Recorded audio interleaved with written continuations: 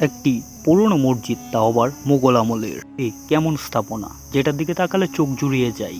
এত অতীতে এত নিখুঁত নকশা কিভাবে করা সম্ভব? বলছিলাম কিশোরগঞ্জের পাকুন্দিয়ার 11 সিন্ধুতে নির্মিত শাহ মাহমুদ মসজিদ এবং বালাখানার কথা। অবাক করা ব্যাপার হলো, এটি নির্মাণ করা হয়েছিল 2664 সালে, অর্থাৎ আজ থেকে প্রায় 340 বছর আগে, সুবেদা শায়েস্তা খাঁর আমলে।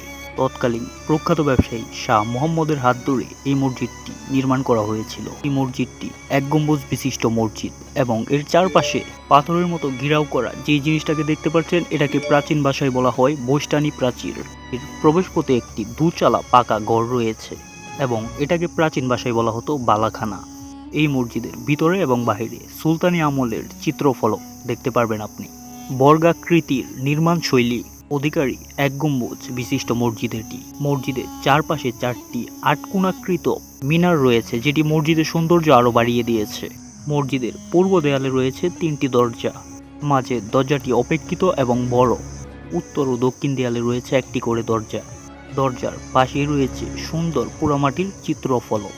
পোড়ামাটির চিত্রফলকে নির্মিত মেহরাবগুলো মসজিদের সৌন্দর্য আরও অনেকটাই বাড়িয়ে দিয়েছে। সব মিলিয়ে অত্যন্ত চমৎকার কারুকার্য বিশিষ্ট এই মসজিদটি সবার দৃষ্টি কাড়ে। প্রায় সময় অনেক দূর দূরান্ত থেকে লোক আসে এই মসজিদটি এক নজর দেখার জন্য। সব মিলিয়ে একটা কথা বলতে হয় যে 340 বছর আগের মানুষ কিভাবে এটাকে এত নিখুঁতভাবে তৈরি করেছে, যেটা এখনকার সময় এসে মানুষের মন কাড়ে। আর এই হচ্ছে এটার ভিতরের অংশ। ভিতরের অংশটা খুবই ছোট কিন্তু খুবই সুন্দর। মনে হয় যেন বড় একটা পাথর কেটে নকশা করে এই মসজিদটিকে তৈরি করা হয়েছে। সত্যি কথা বলতে গেলে অসাধারণ একটি স্থাপনা।